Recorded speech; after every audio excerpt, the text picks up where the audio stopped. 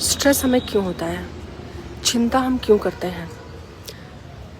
सबके साथ I think यही होता होगा कि आपने कोई टास्क मिला या फिर कोई भी प्रॉब्लम है, कोई करियर से रिलेटेड है, कोई फैमिली इश्यूज़ है, हेल्थ प्रॉब्लम है, फाइनेंशियल क्राइसिस है, बहुत सारे रीजंस होते हैं।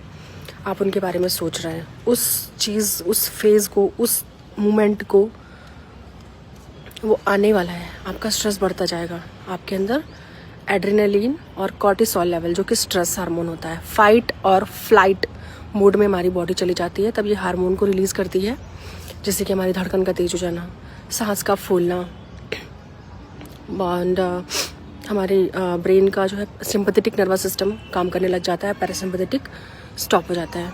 सिंपैथेटिक का मतलब है कि हमारी बॉडी हाइपर एक्टिव हो जाती है। तो स्ट्रेस जब हमारा वो फेज़ बीत गया, वो मोमेंट बीत गया, उसके बाद भी अगर हम उस चीज़ के बारे में सोच रहे हैं, लाइक आपके साथ प्रॉब्लम आज थी, आप उसको सोच रहे हो नेक्स्ट 10 डेज़ तक, 10 दिनों तक, हफ्ते भर, महीने भर, हफ्ते भर तक आपकी बॉडी उसको किसी तरह मैनेज करेगी, 10 दिन तक भी किसी तरह मैनेज करेगी। मान लीजिए उसने महीने भर भी किसी तरह मैनेज कर लिया, ठीक है, लेकिन आप उसके बाद भी उसको छोड़ नहीं रहे हो, तो फिर आपकी बॉडी मैनेज नहीं कर पाएगी। फिर आपके अंदर कंटिन्यूअस आपका ब्रेन वो चीज़ सोचता रहेगा। आपकी जो बॉडी है वो फाइट और फ्लाइट मोड में रहेगी। आपकी बॉडी को प्रिपेयर करके रखेगी कि आपके साथ कुछ भी हो सकता है। आपकी बॉडी को प्रिपेयर रखना है चीज़ों से लड़ने के लिए।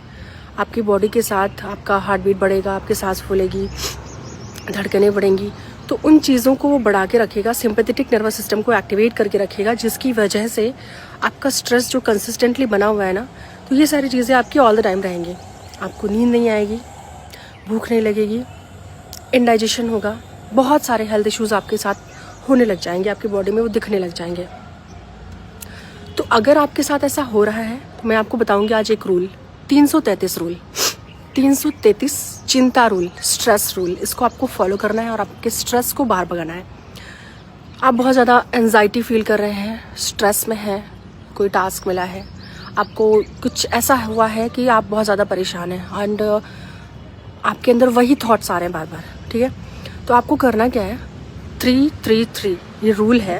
तो फर्स्ट 3 का मतलब है आपका जो आसपास का इन्वायरमेंट है ना उसी में सारी चीज़ें करनी है।